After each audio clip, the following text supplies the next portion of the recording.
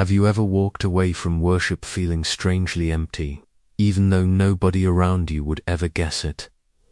You finish the prayer. You say Ameen. You recite the Adhkar. And then, within minutes, the same insecurity returns. The same anxiety. The same jealousy.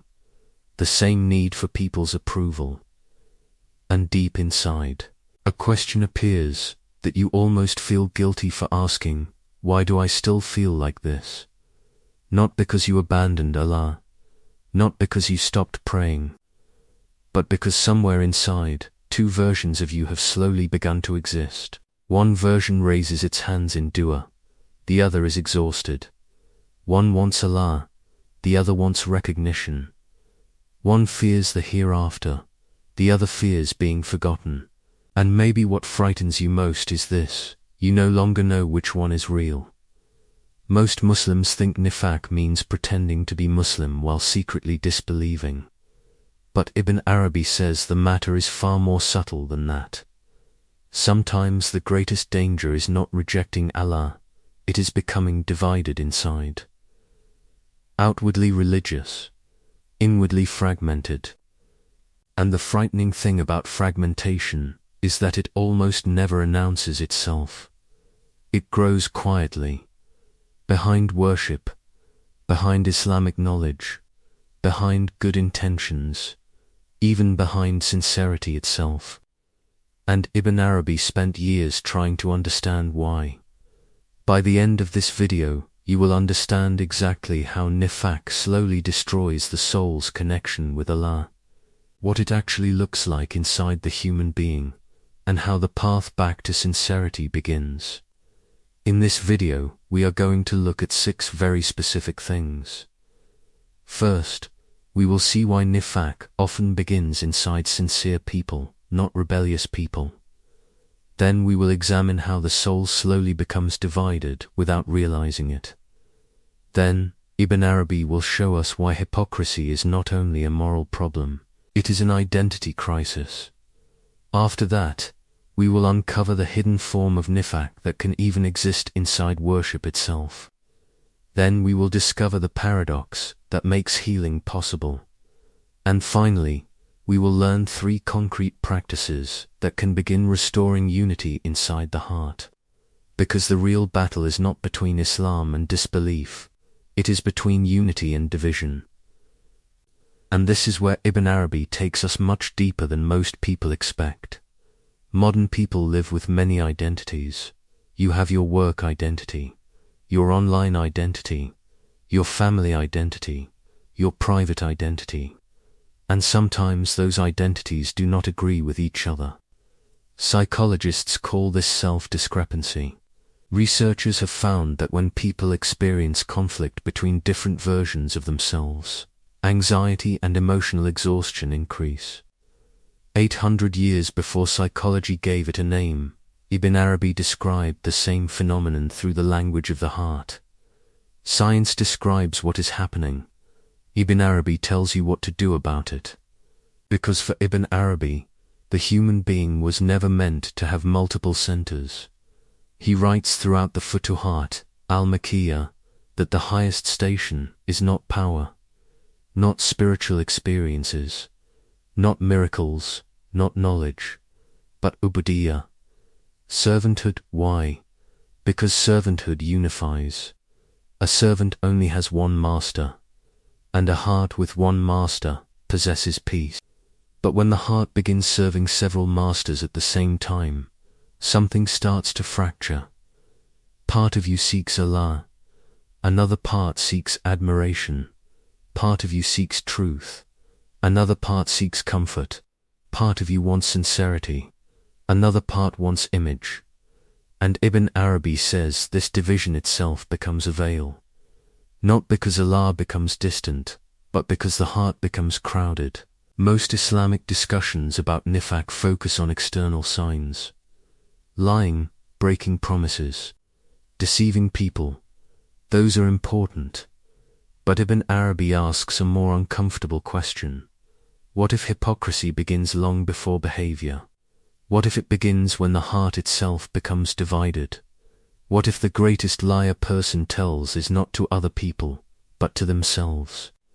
That is the journey we are entering, and the first thing we need to understand is something that surprises most people. Nifaq often begins inside very sincere people, not because they hate Allah, but because they slowly begin loving something else alongside him. Think of Ahmad, 27 years old. He works a normal job. He loves Islamic knowledge. Every week he uploads short reminders online. People appreciate his work. They praise his sincerity. Some even tell him that his videos help them return to prayer. And honestly, Ahmad never started for fame. He really wanted to help people. His intentions were genuine, at least in the beginning. Then one evening, he uploads something that receives almost no attention. Hardly any views. Very few comments. And suddenly, something strange happens inside him. Not anger, not envy. Sadness. A sadness so disproportionate that it scares him. Because deep down, he realizes something painful. He is not upset because Allah rejected his effort. He is upset because people ignored him. Have you experienced this? Not only online, maybe after giving charity, maybe after helping someone, maybe after doing something good, and secretly hoping someone notices, then feeling disappointed when nobody does, and immediately feeling guilty for feeling disappointed. This is exactly where Ibn Arabi begins his diagnosis. In the Futuhat al-Makkiyah, he repeatedly emphasizes that the highest station is servanthood. Why? Because the servant only faces one direction. True tawhid is not merely believing that Allah is one. True tawhid is allowing your heart to have only one center. The tragedy is that many people say La ilaha illallah with their tongues while their hearts are secretly orbiting around 100 smaller gods. Approval, recognition, status, reputation, control, safety, the heart becomes crowded. And crowded hearts cannot hear clearly. Imagine a compass with two north poles. What happens? It becomes confused. It spins. It loses direction. Not because the compass is broken, but because it is responding to contradictory poles. Ibn Arabi says the soul experiences something similar. Modern psychology calls this self-discrepancy. Researchers have discovered that competing identities create anxiety and emotional instability. Ibn Arabi described this centuries earlier through the language of the nafs and the qalb. Science describes the conflict. Ibn Arabi tells you how to heal it. By returning the heart to one center. But here is what most people miss. Nifaq rarely begins with disbelief. It begins with divided love. Very few people wake up and decide to abandon Allah. Instead, something much more subtle happens. Allah remains important, but approval becomes important too. Truth matters, but image matters too. Sincerity matters, but admiration matters too. And slowly, without realizing it, you start praying with one eye looking upward and another eye looking sideways. Toward people, toward status, toward yourself. And that divided gaze creates exhaustion, because you were never designed to carry two qiblas. This is why some people appear religious but constantly feel restless. They cannot explain why. They keep increasing activity, more lectures, more books, more projects. But peace remains absent, because peace does not come from having many goals. Peace comes from having one center. Ask yourself honestly, when was the last time someone's opinion affected your mood more than Allah's opinion? When was the last time being ignored hurt you more than being distracted in prayer? When was the last time criticism disturbed you for days, but heedlessness barely disturbed you for minutes? These are uncomfortable questions, but they are merciful questions, because what remains hidden cannot be healed. And Ibn Arabi's purpose was never to shame people. His purpose was to reunify the heart. Because the disease is not wanting good things. The disease is allowing good things to compete with Allah, and that competition produces the first fracture, the first split, the first seed of Nifaq. Because the heart cannot belong completely while it is divided internally. And this leads us to something even more uncomfortable. Because once the soul becomes divided, something terrifying begins to happen. Eventually, the mask itself starts replacing the face. The heart cannot prostrate to Allah and applause at the same time. Think of Fatima, 35 years old, a mother of 3, beloved in her community, known for her wisdom. People constantly ask her for advice. Young sisters message her when they are struggling. Everyone sees her as spiritually mature, and she sincerely tries to help. But something has begun happening that she cannot explain. Late at night, after everyone is asleep, she sits on her prayer mat. She raises her hands, and nothing comes out. No tears, no intimacy, no sweetness, only silence. Not the peaceful silence of contentment, the painful silence of distance. And a frightening thought enters her mind. When was the last time I spoke to Allah without imagining how other people see me? She hates the question, because it feels disrespectful. But Ibn Arabi would tell her that avoiding the question is far more dangerous than asking it. Because sometimes the disease hides beneath the cure, and sometimes the veil wears religious clothing. In the Futuhat al-Makkiyah, Ibn Arabi repeatedly warns that the greatest veils are often not worldly sins. They are spiritual identities, not because religion is dangerous, but because the nafs is clever.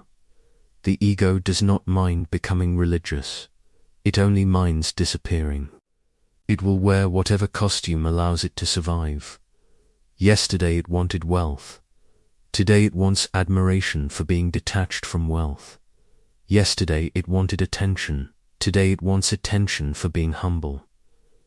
The costume changed. The nafs did not. Have you felt this? The same self that once wanted worldly status now wants spiritual status. The same ego that wanted applause now wants admiration for sincerity. It simply changed its language. It changed its appearance. But it never surrendered. Imagine a mirror covered with transparent dust. At first, the mirror still reflects. You barely notice anything. But day after day, layer after layer, the reflection becomes weaker. Not because the mirror stopped being a mirror, but because something subtle accumulated upon it. This is how Ibn Arabi describes many spiritual diseases. The heart remains alive, but its clarity becomes obscured. Modern psychology speaks about something similar through identity construction. Researchers have found that people often become attached to the roles they perform. Eventually, the role starts replacing the person. Ibn Arabi described this same danger through the nafs. Science observes the phenomenon. Ibn Arabi explains the remedy, and here is where this gets uncomfortable. Sometimes we become more committed to protecting our image than protecting our sincerity.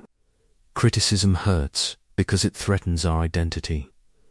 Being misunderstood feels unbearable, not because truth was attacked, but because our reputation was attacked. And this is why humiliation can feel so devastating. Not because the soul is dying, because the mask is dying. And masks always fight for survival. Ask yourself honestly, when someone misunderstands you, what hurts more? The injustice itself, or the loss of how people see you? When your efforts go unnoticed, what hurts more? The absence of reward from Allah, or the absence of praise from people?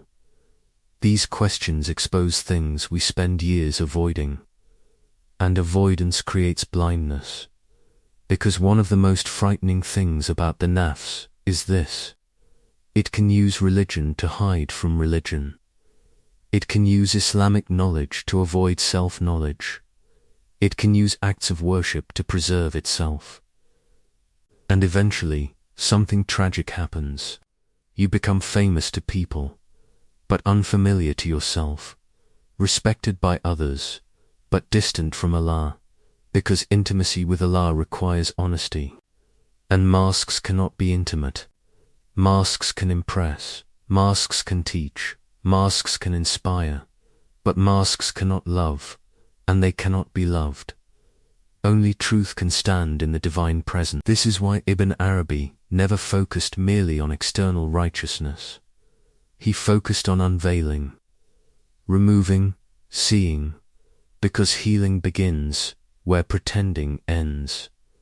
The most dangerous idol is the version of yourself you worship.